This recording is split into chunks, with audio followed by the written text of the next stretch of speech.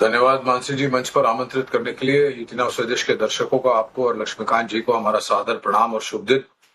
एक छोटा डिस्क्लोजर दे देते हैं कि जो भी निवेश लायक रणनीति आपके समक्ष इस कार्यक्रम में रखेंगे, ये बुनियादी तर्क के आधार पर लंबी अवधि के लिए हमारी फंडामेंटल रिसर्च टीम की तरफ से इसमें हमारी कंपनी ज्योतिष अथवा मेरा किसी भी प्रकार का व्यक्तिगत निवेश नहीं है। ना ही किसी प्रकार का वित्तीय लाभ मिलता है, ना ही किसी प्रकार का कॉन्फ्लिक्ट ऑफ इंटरेस्ट। लेकिन इसी स्तर पर राय हम हमारे क्लाइंट्स को देते हैं। संभव है कि उनका निवेश हो। तो मानसी जी देखिए, हालात सुधरने के बजाय उलझ रहे हैं। और जिस प्रकार से कल और परसों आक्रमण और भी ऊपर की तरफ गया और क्रूड ऑयल और नेचुरल गैस की फैसिलिटीज पर गोला बारूद और मिसाइल्स दागे गए, उससे बहुत भारी नुकसान हुआ है। और ये नुकसान शायद आने वाले कई सालों तक इसकी भरपाई हो, इसकी संभावना बहुत कम रही है। उसके फलस्वरूप कच्चे तेल और नेचुरल के गैस के दाम ऊपर गए।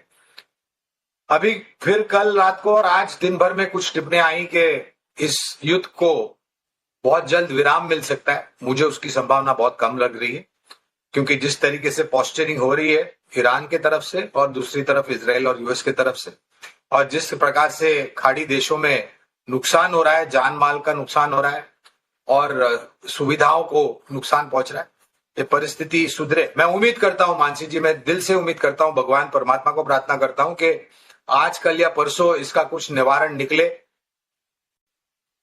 ताकि ये जो पूरा रायता इजराइल और अमेरिका ने फैलाया है इसको समेटा जाए और इसके ऊपर कामकाज करके इसको वापस दुरुस्त किया जाए और कच्चे तेल के दाम और नेचुरल गैस के दाम नीचे आए, जिससे हमारे जैसे देश की अर्थव्यवस्था को थोड़ा सहारा मिले।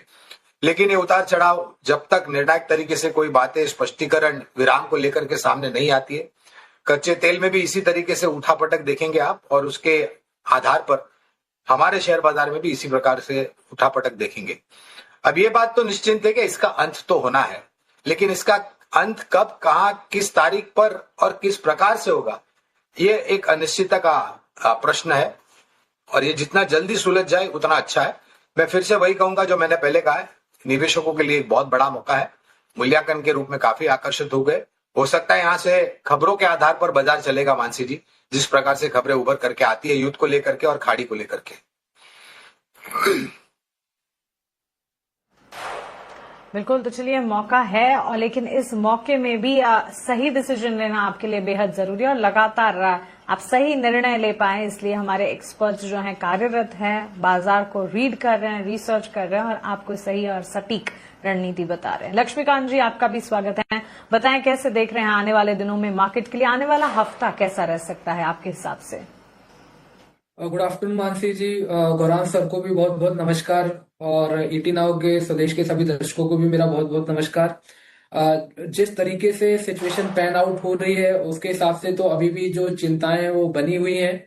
अभी आप ही ने कुछ देर पहले ही सारे मैक्रो फैक्टर्स गिनवा दिए हैं, जिसमें अभी भी जो हम रुपये की अगर बात करें, रुपये अपने रिकॉर्ड स्तर लो पर ट्रेड कर रहा है। और जो सबसे मेजर फैक्टर है इंडिया विक्स, जिस तरीके से हमें कल के सेशंस में निचले स्तर से एक अपवर्ड मोमेंटम देखने को मिला था, वो अभी भी एक चिंता का विषय है। अगर इंडिया विक्स आने वाले समय में 24 के ऊपर सस्टेन होता है तो फिर से हमें मार्केट में जो सेंटीमेंट है वो निचले स्तर पर देखने को मिल सकते हैं।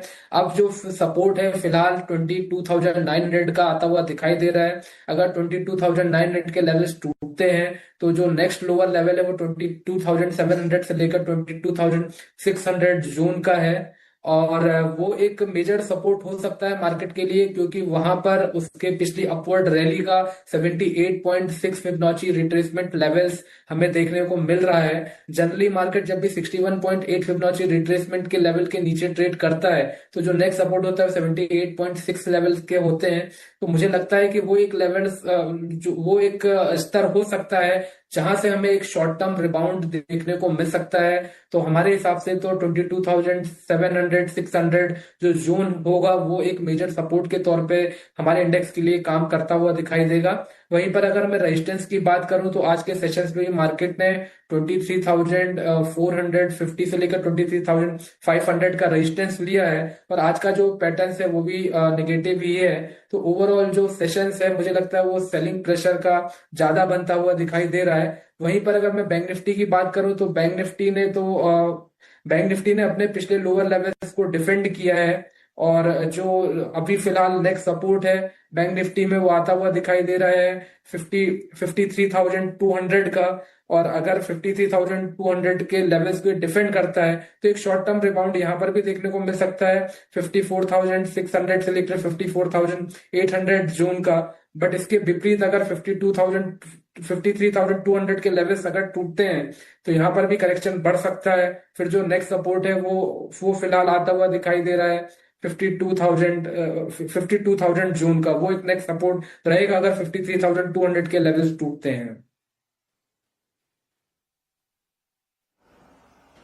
ठीक है, तो चलिए टेक्निकल और फंडामेंटल नजरिया दोनों हमें मिल चुका है इस वक्त, और अब आगे बढ़ते हैं और सवाल जवाब का सिलसिला शुरू करते हैं। गौरांग सर, सवाल ना बैंक सेक्टर से जुड़े, बैंकिंग से जुड़े कई सारे हैं, और इसमें एचडीएफसी बैंक पर भी एक व्यूअर का सवाल है, सेंट्रल बैंक ऑफ इंडिया पर भी सवाल है और साउथ इंडियन बैंक पर भी। लेकिन पिछले हफ्ते एचडीएफसी बैंक जो है वो फोकस रेडार पर रहा।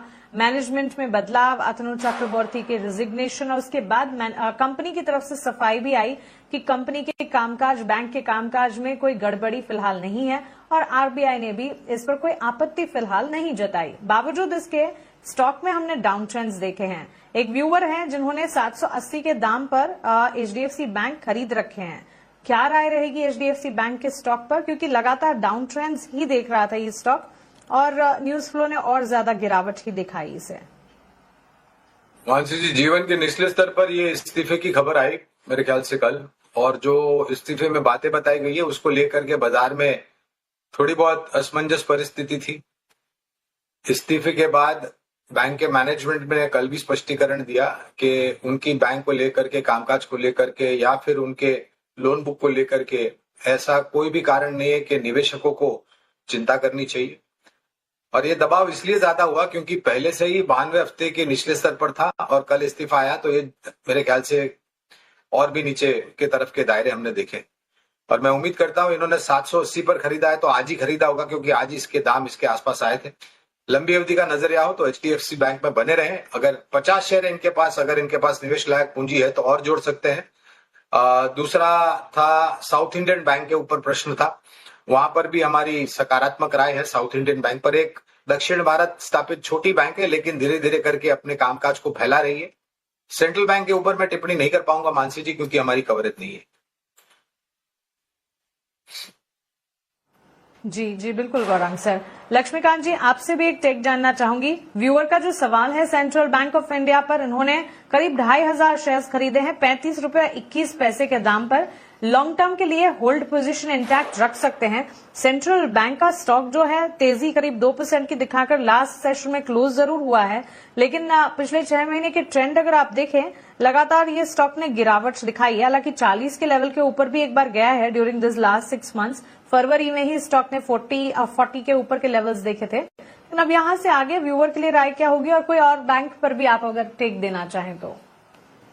देखिए 40 का जो लेवल्स था वहीं पर इसके 200 वीक मूविंग एवरेजेस भी थे, जिसकी वजह से यहाँ पर एक स्ट्रॉन्ग हर्डल इस स्टॉक ने फेस किया है। उसके बाद अगर पिछले 4 हफ्तों का ट्रेंड देखें तो वहां पर लोअर टॉप लोअर बॉटम के फॉर्मेशन बनते हुए नजर आ रहे हैं। अभी फिलहाल स्टॉक अपने बेरिश क्रॉस ओवर जो कि 20 और 50 वीक मूविंग एवरेज के आसपास बनता हुआ दिखाई दे रहा है, उसके नीचे ही सस्टेन कर रहा है। स्टॉक्स ने ऑलरेडी ब्रेकडाउन पिछले हफ्ते दिया था 35 के नीचे, और अभी भी जो प्राइजेस है उसके नीचे ही सस्टेन कर रहे हैं। तो मुझे लगता है कि ओवरऑल जो वीकनेस है वो आने वाले समय में बढ़ सकता है। जब तक यहाँ पर 40 के लेवल के ऊपर एक वीकली क्लोज नहीं आता है तब तक यहाँ पे सेंटिमेंट नेगेटिव रह सकते हैं। तो मुझे लगता है कि यहाँ से तो एग्जिट अगर कर देंगे तो ज्यादा बेहतर रहेगा। इसके अलावा हम दूसरे स्टॉक्स हैं जहां पर हमारा व्यू पॉजिटिव है, जैसे कि bank of Baroda, bank of India, union bank, Punjab national bank. अगर वो वहां पे निवेश होते हैं तो मुझे लगता है कि वहां पर आने वाले समय में इनको एक अच्छा रिटर्न मिल सकता है। ऑलराइट, तो चलिए बैंक्स पर एक पूरा डिटेल नजरिया फंडामेंटली और टेक्निकली हमारे एक्सपर्ट की तरफ से हमने जाना। आगे बढ़ेंगे और अब रुक करते हैं हमारे special segment value investment pick VIP segment का।